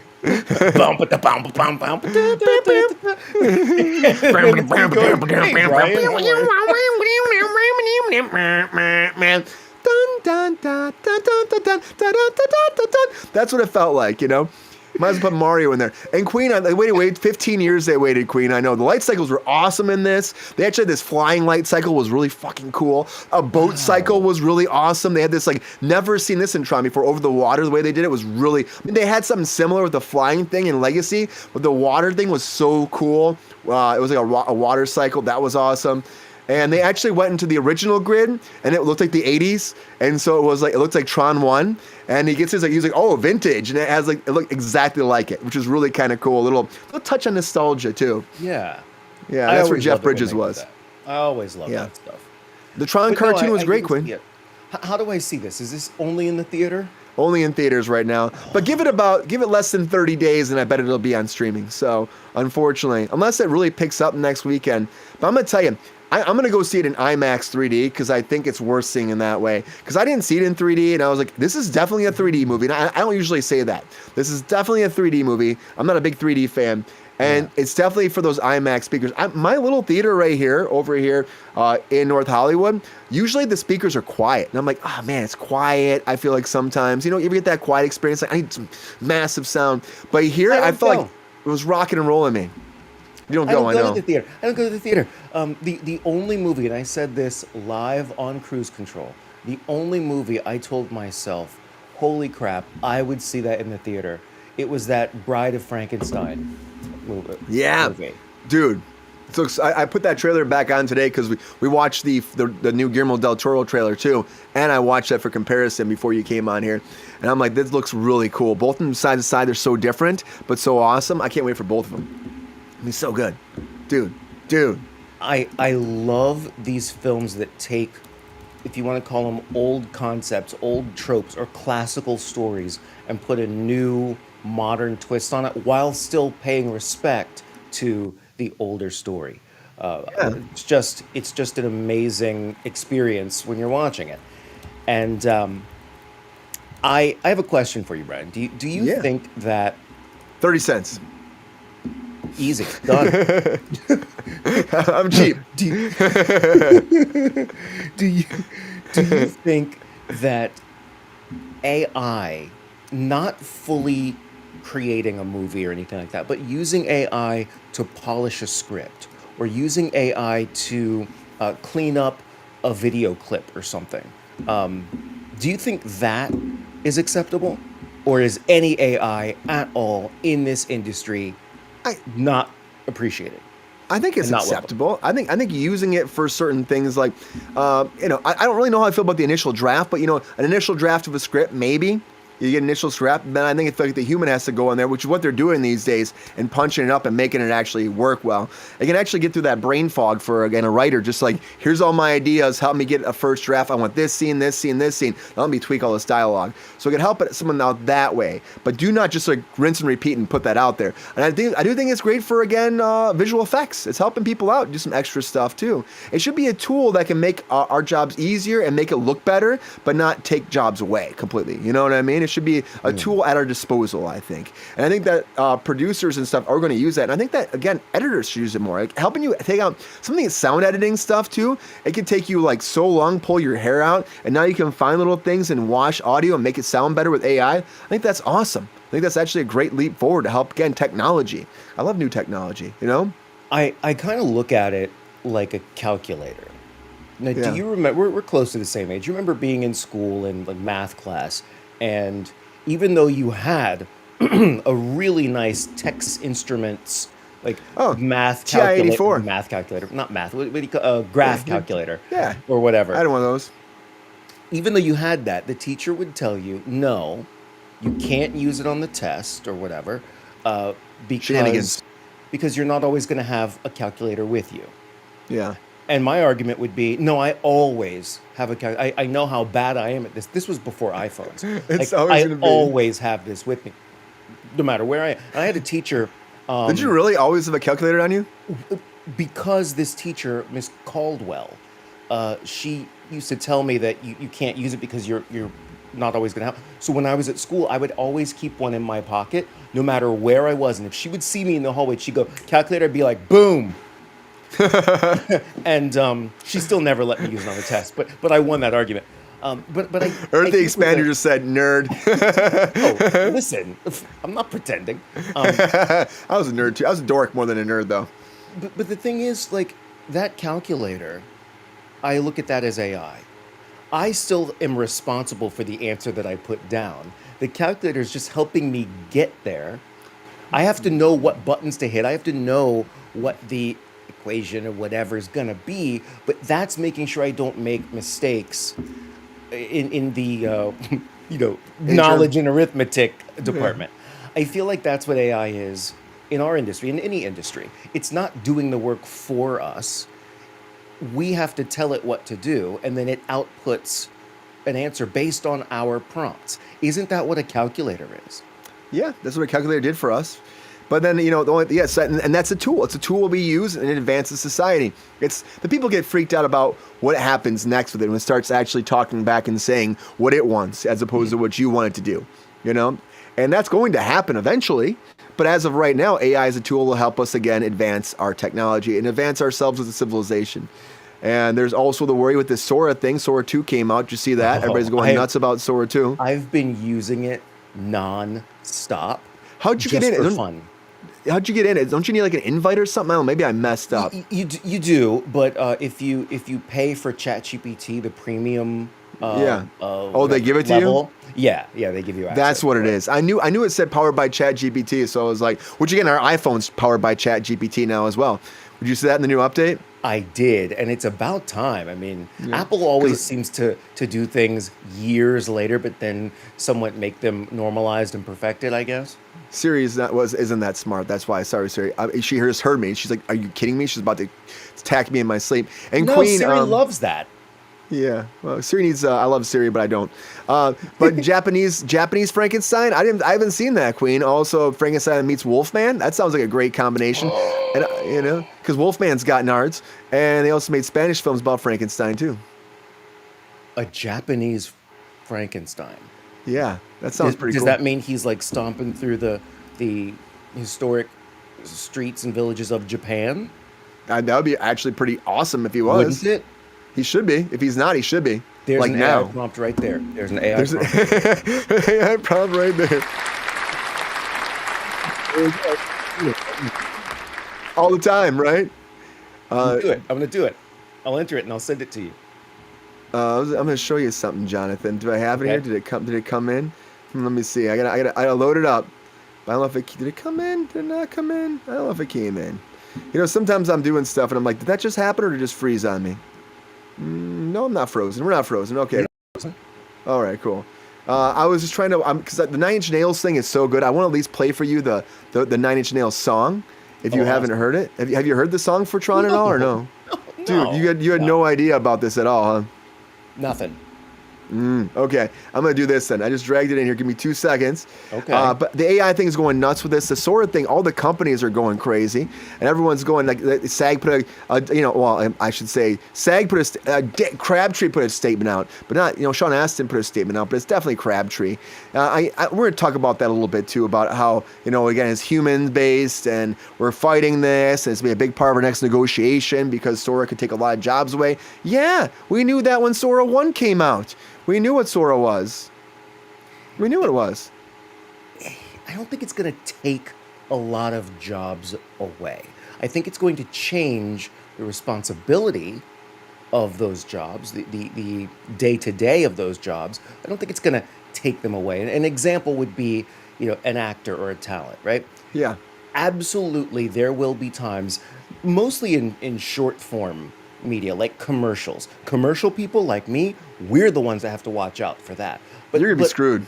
But a movie star or somebody who's an up and comer in like sitcoms where you can go watch a live taping or something, that's never going to be replaced because there's a live aspect of it that AI cannot generate or replicate, at least right now. We're doing a lot less of those live sitcoms too, ever since the pandemic. How about Broadway? Broadway, you can't. Broadway is always going to be there. So they're actually doing something different in Broadway now, and I'll talk about that later if you bring it up. But there's another version of, if you want to call it AI or scaling down, that Broadway is doing that a lot of people aren't necessarily recognizing, and a lot of the talent, a lot of the actors are seeing it, and they're sort of being pressured into doing work for less money. But we'll talk about that in a moment. Oh, that's not good. After that. But I would say when it comes down to also, it's like the background community, they have to worry the most because Sora can create brand new establishing shots. And so if you're a background actor, those jobs are going to be the first thing to go. They're going to be the first thing to go. A blur in the background. I can't disagree with that. I cannot disagree with that. Yeah, blur in the background. Also, like, establishing shots of, like, you see some of the stuff that Sora can do for establishing shots. It's awesome. Also traveling. The one thing I would say about Sora is that you could actually maybe shoot in LA and use AI to use those establishing shots other places in the world and bring more work back to the United States that way too. That might be a benefit of it, but it's still going to lose some jobs on that lower level. And but it's like that's what Tron was kind of touching on, was the whole AI thing too. And also, dude, 9 Inch Nails. I don't know if you haven't even seen this. Input Aries.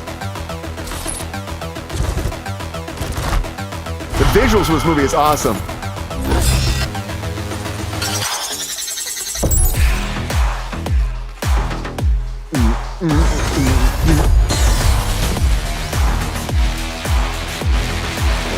Jonathan's face. The way it makes me feel. This is incredible.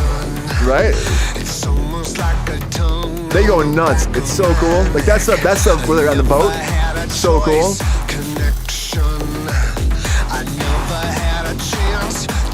It's all about weaponizing it. It's eating up the space between us. It's trying to find a way to let itself out. The music's so good in this.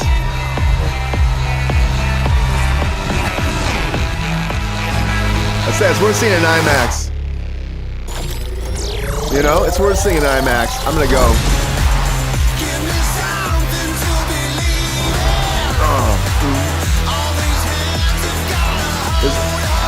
I said it was on my critiques or not critiques, but I saw.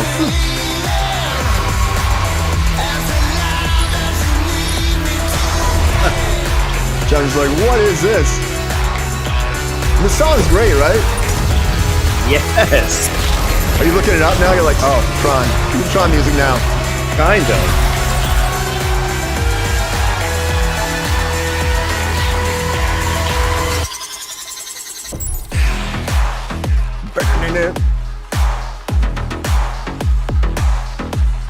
Right, Queen?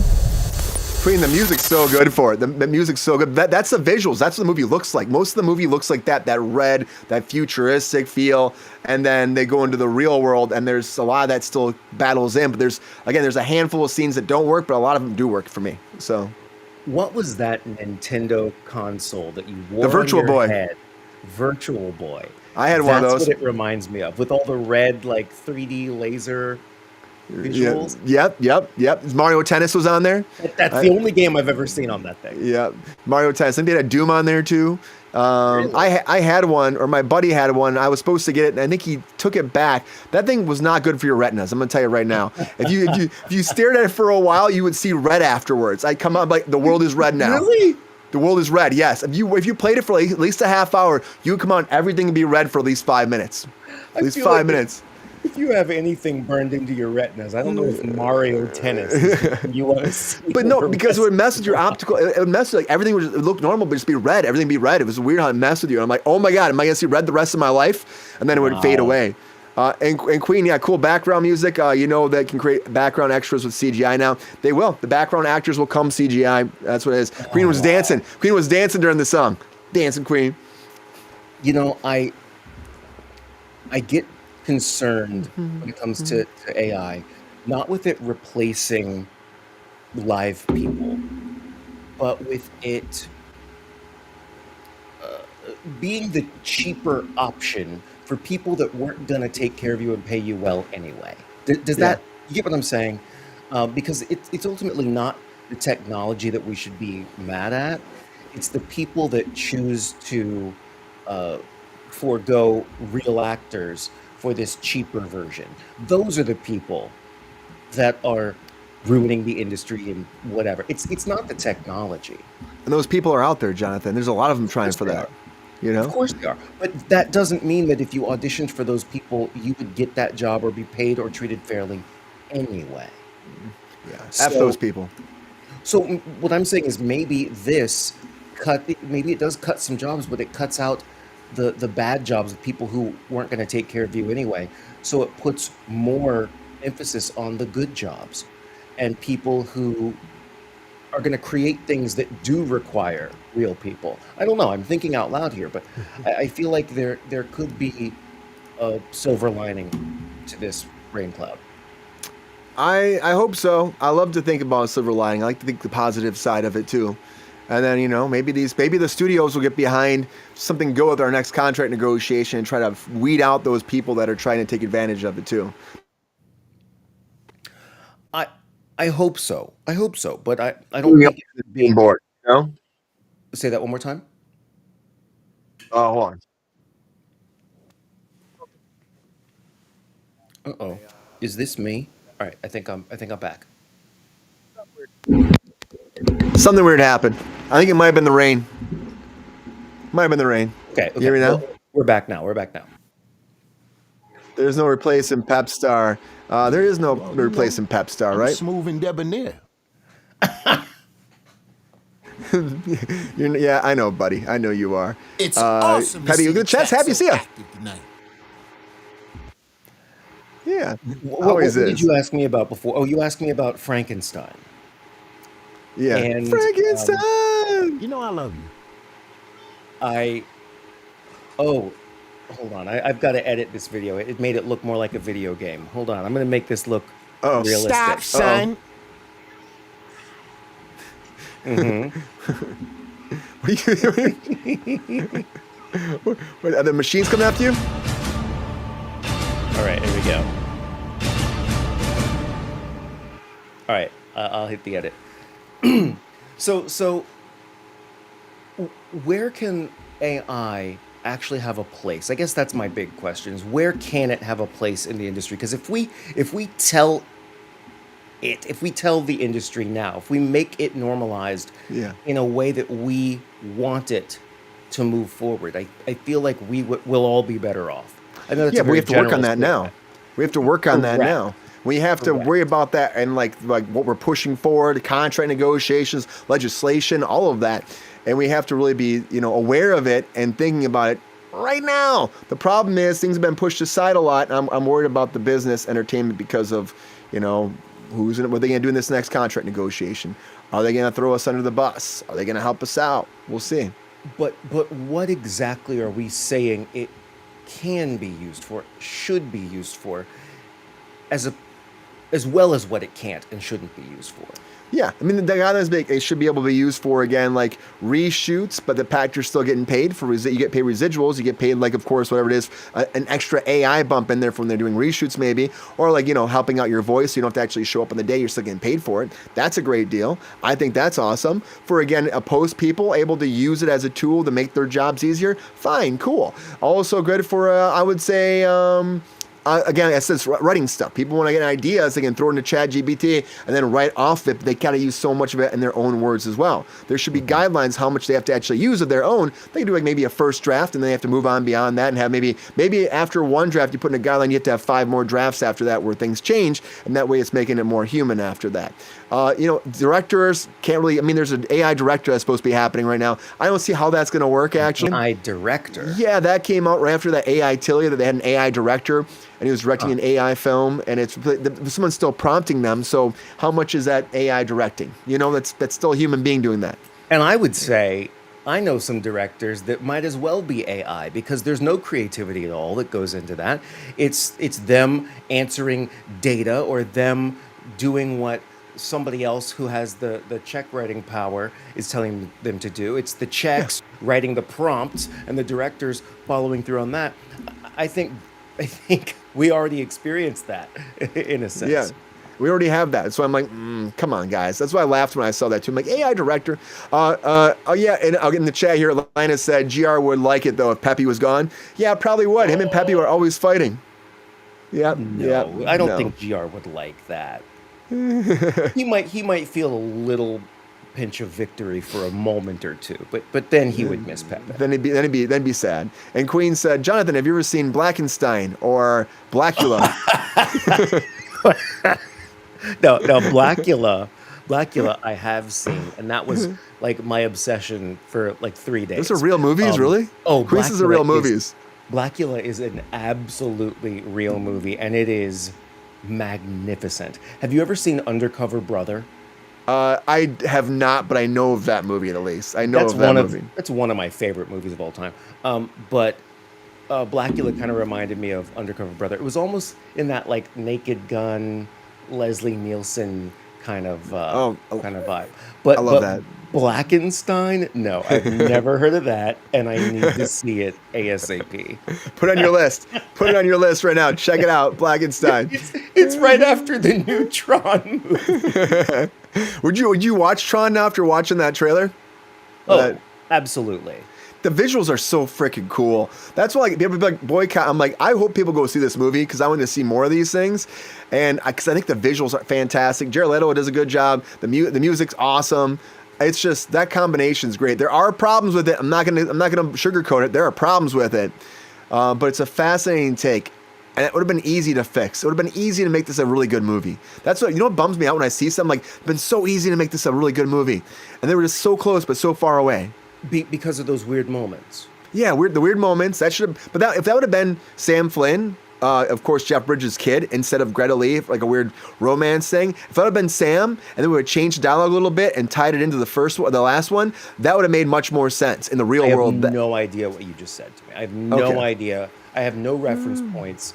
So in Tron Legacy, right? So the first one, Tron. Bum, ba-dum, bum, bum, Tron. Jeff Bridges goes into the grid, right? Yes. And he gets stuck in the grid forever. Yes. And the second one, his son is like left as a broken kid because he's like 8 years old and his dad never comes home. I remember and then when he's in his 20s, he gets sucked into the grid and he finds his dad. Yes. Right?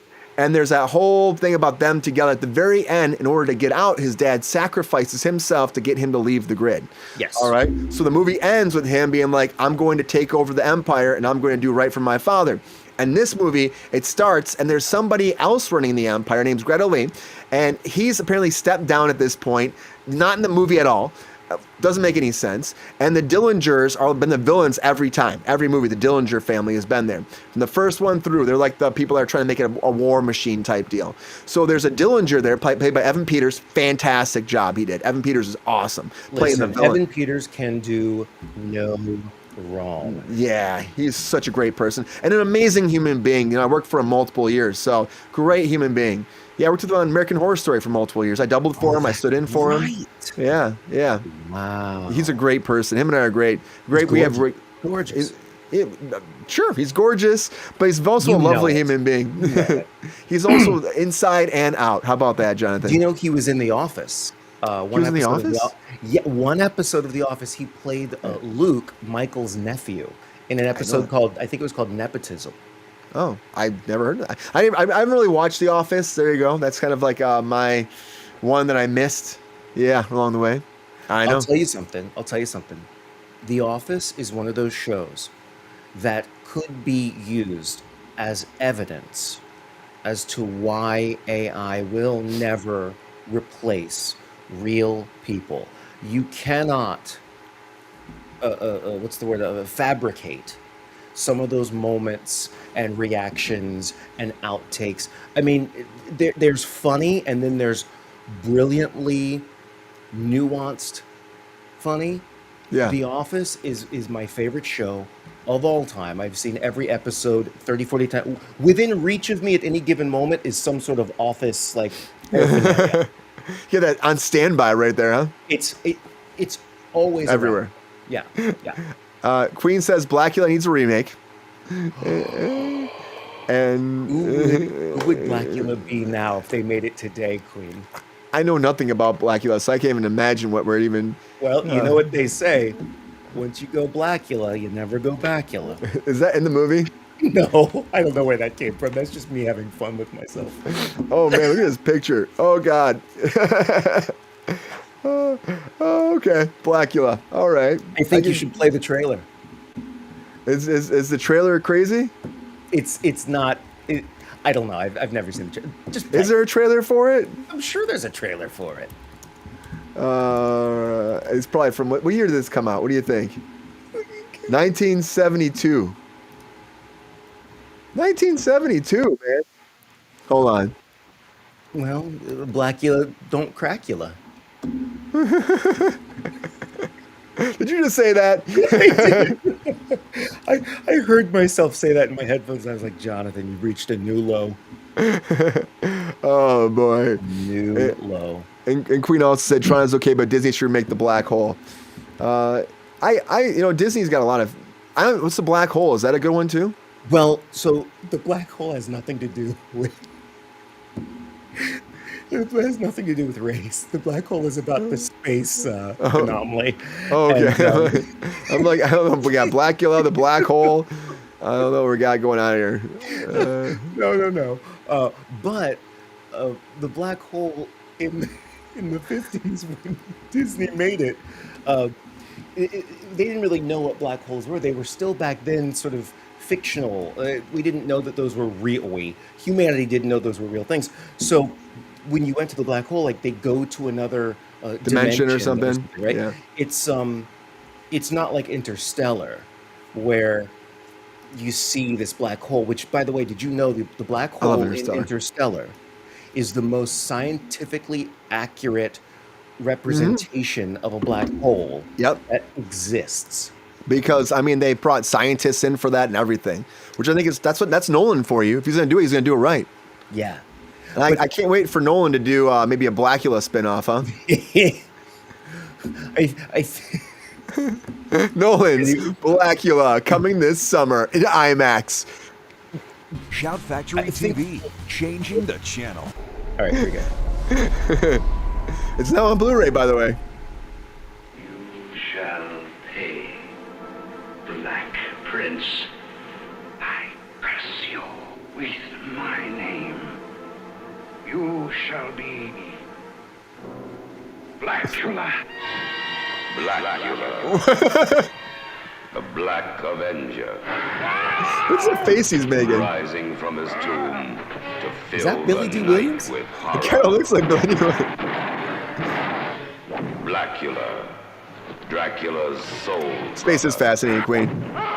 Deadlier even than he. Oh, great hit, Blackula. You know, he is a strange dude. You're the nut that ran in front of my cab. You're the only imbecile on this street. Marshall Williams. Marshall Williams. Blackula. Look, man, you find, you got to be around here somewhere. Now listen, you take your hands off of me. I don't know you. He thirsts for your blood. He hungers for your soul. Oh boy, is he gonna kiss her? Nope. I'm gonna bite her. Young bodies will feed his hunger. Hot, fresh blood will quench his awful thirst. Jonathan, you wanted this, man. I am loving every second of it. I don't know what you're talking about. Are you into the occult? You know, I used to have a fro like that. Did you really? Did I show you the? No. Pictures are necessary. Okay. I think I have better than pictures. Oh man. More Blackula. than Dracula. The Black Avenger. Blackula. I From American don't International see Pictures.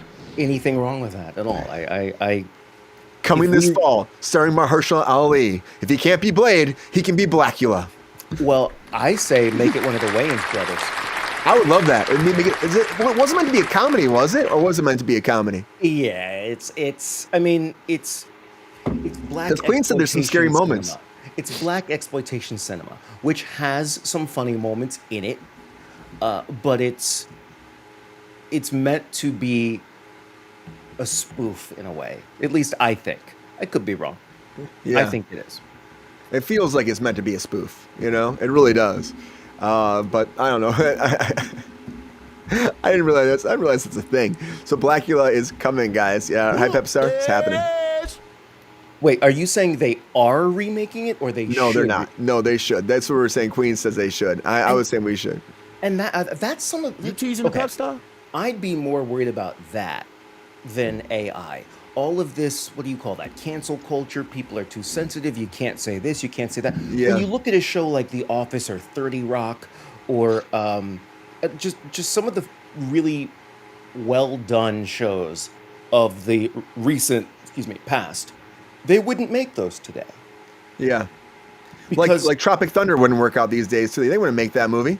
Think they let Robert Downey Jr. play that part again? No. And it was hilarious. Hilarious movie. That's, to me, a bigger problem than AI replacing anybody. It's that we're putting our own limitations on things because we think it's going to offend someone. I think there's a difference between accepting differences and being able to laugh at them and making fun of differences or not acknowledging differences at all. And people do that easily. They just ignore those differences sometimes, and just like move on. But I also think that we shouldn't be like, honestly, at the end of the day, I don't know how we got to this point where we're like so sensitive these days in society. I don't know how we got here, but we did. It's just easier to laugh and joke with each other. It just makes it better. It just makes life, life is we're all going through this damn thing that's called life that's limited. It only lasts so long. It's tough, the ups, the downs. We got to pay bills. We got to be able to afford a living. We got to be able to have a family if we want, or just be able to go on a vacation once in a while. And a lot of times we can't afford it. So it's like, why are we fucking fighting beyond that? We all have a lot of things. We all get up in the morning. We all take a shit. We all eat food. Like, let's just get together, guys. I'm just saying, it's just frustrating to me. Let's all laugh about the craziness in life, as opposed to cry and fight and create a war. There's no need for it. But it's a hard thing to do. What's the fix? I mean, I know that's a bold question. Brian Kruse is president. Well, maybe not as president, but maybe as a representative. Maybe actually being part of the House. I think you absolutely should consider that. I mean, Jonathan wants me to. You just want to call me Congressman Kruse. That's all you want to do. Yes, that's part of it. There are some selfish motivations I have there. Yes, but I honestly think that if we want to change this industry, I think we have to approach it from outside of the industry with a great deal of knowledge on the industry and a great deal of care for people in the industry and the art form.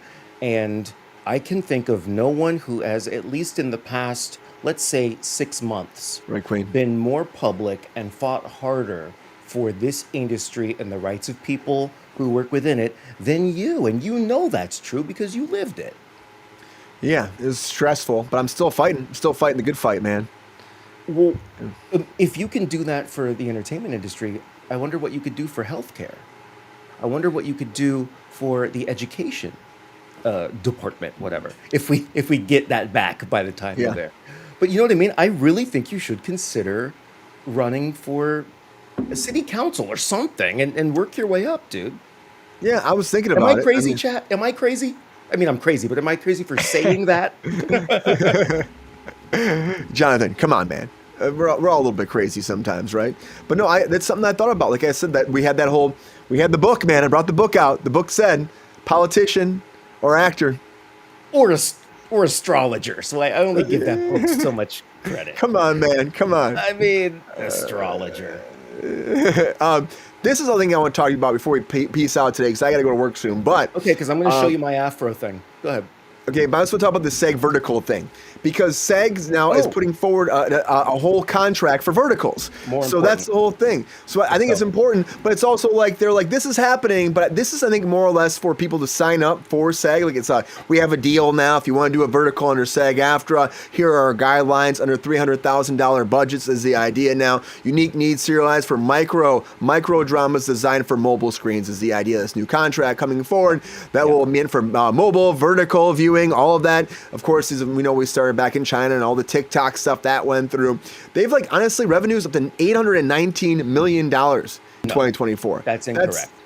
Are you sure? Are you sure? That's what SAG is saying. It's so much more than that it's disgusting. It's disgusting. But they're saying right now their members will be able to get this work right now, and they're looking to actually, at the end of the month, bring more details about this contract right now. But the idea is to put this out there so they can be conservatory, or you can actually sign up for it, and now that people can start representing actual members with these contracts. But here's the problem, Jonathan, before you get into it. It's like, yeah, the contracts are there. We made something that says you can do it, but will people actually use them? Okay. And who's going to use them? There's no deal with TikTok. There's no deal with Instagram. There's no deal with, you know what I mean? So will people actually use these? It's not about TikTok. It's not about Instagram. So this is an area that I know a little bit about. I helped develop the vertical and digital department of a talent agency that's, at least for a while, it was top 10 on IMDb in LA. So I helped develop this entire department. What they're referring to when they say vertical, what was it, short drama? There's a lot of them. They're not talking about TikTok. They're not talking about Instagram. They're talking about apps like Real Short, Drama Box, those subscription-based, or I should say coin-based soap operas that you can only consume on a phone. And China owns almost all of them. I think Amazon owns one. But these companies make billions of dollars a year. Billions. What'd you say, like $800-something million? Yeah, they had like, yeah.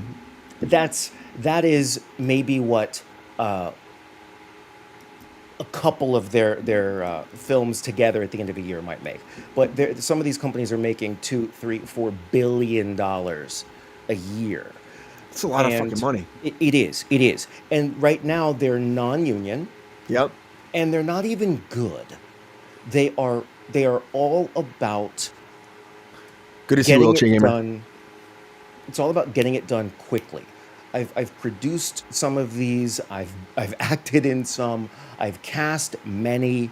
And when dealing with the clients who are production companies here in the States, they answer to the executives who are normally in China, and they don't care how good the acting is. They don't care how complete the storyline is. They don't, and I'm just talking about in my experience over the course of a couple of years working with all of them. And if you go look at them, at the videos, they're never what you would consider to be quality. They're laughably bad. But what's terrible about that is they're not trying to be bad. They're just bad. It's just that not enough time was put into, or I shouldn't say time, not enough effort and care was put into the set, the decor, the direction, the acting, because they only have a week to produce a full, maybe it's an hour and a half soap opera. And what they do is they operate this new format in the way that we operated with older formats like film and television. Yeah. I understand that if you're going to do a TV show, I understand that, okay, maybe to audition it might take a couple of days, maybe even a week. But with these vertical shorts, you don't know that you're playing that role until maybe 2 days beforehand. You don't even have the final script the day that you show up. They're less concerned about how good is this shot, how good was that moment, and they're more concerned about we've got to check off 100 shots in one day. So like that. Do There's it, so move much. on. Do it, move on. Yeah, that's what soap operas are, though. Like one take, one and done. That's what they do a lot of times. Maybe you're lucky if you get two. Usually it's one good enough, moving on. And then, it's just rinse and repeat. That's why it's like shitty, But that's, if you see an actress or an actor on a soap opera, it might be overacted, but it's not bad. It's not cringy. Yeah. And that's what a lot of these verticals are doing. So if we can unionize that, in a sense, and we can say, okay, the money is better because you can make great money on those things. If you're the leads, you can make great money. A client of mine makes over 100 a year. He's got a repeat contract with a particular vertical company. He's even on a billboard for one of them all over LA. Yeah, all over LA. Now he's making great money.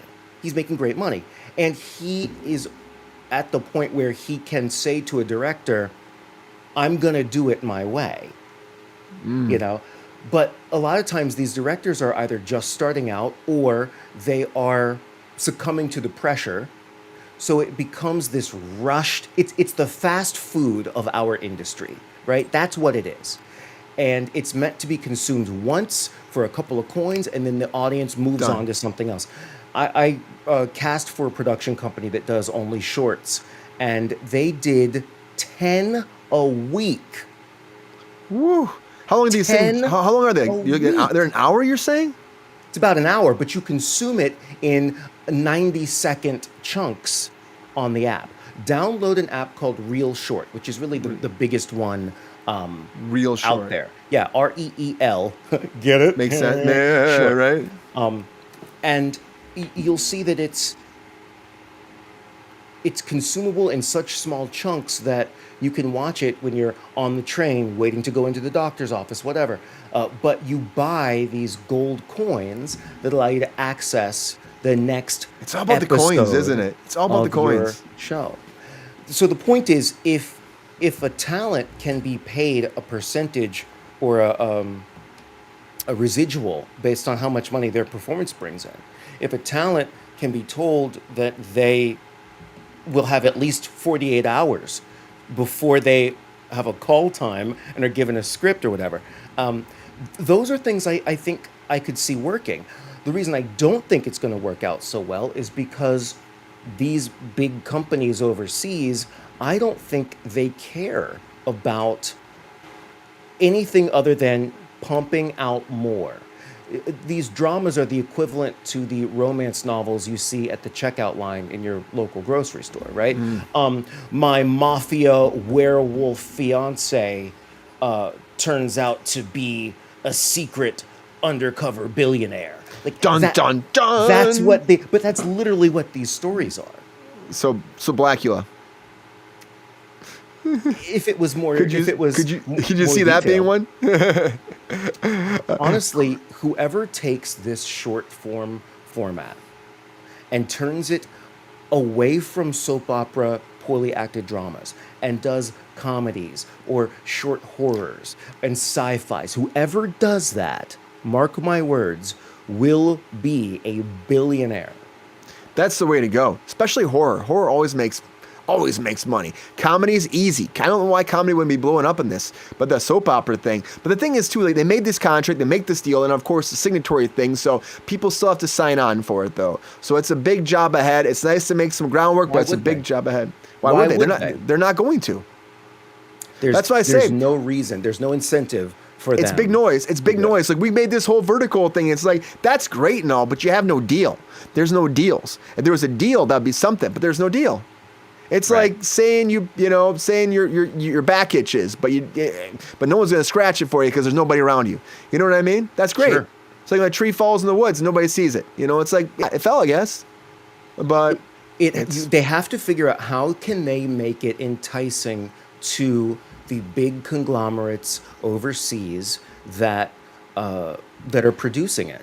When we can figure that out and put some time into it, then if it can save them money and therefore make them more money because they now have a better deal or whatever, I think that could happen. But until it's to their benefit, the corporation's benefit, that will never happen. So then my last question is, how did we get that done in film and television?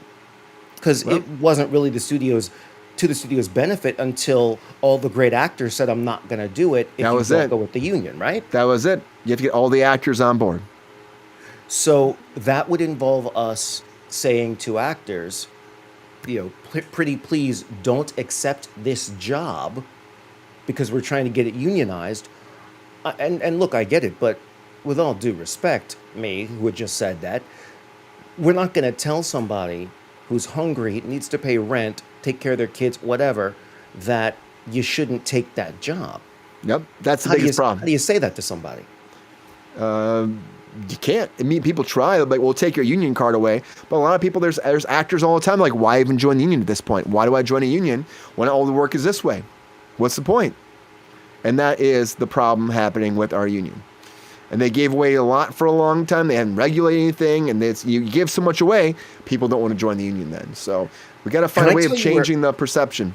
I'll tell you where I think it's. Well, you have to go. We'll continue it later. We'll continue it soon. But and also YouTube. Yeah, we need work everywhere too. And also Chin Music. Good to see you. Bill, thanks for that nice cat. That's Pep Star. It's a dog. It's good to see you. But anyways, good to have you. Queen. Also, she said, used to good to have you here, guys. Thanks for being here, Jonathan. Thanks for popping in today. Welcome back, guys, to Kickin with Kruse, your one-stop shop for entertainment talk. Happy to have you guys here today. You're such a star, dude. You're a star. Well, thank you. You are a star in my book, too, because a star is born every day here on Cruise Control. See ya, Babaloo. All right, Pep Star. Good to have you here. Good to have you here, Jonathan. Hope you had a great time today. Thank you, Queen. Everybody, take care of yourselves. Enjoy your Tuesday. I'll see you back tomorrow night for Cruise Control. And we'll be back here again on Thursday for Kickin with Kruse with Mr. Mike Casey, guys. Yeah. Have a great one, guys. Take care. Until next time. See ya.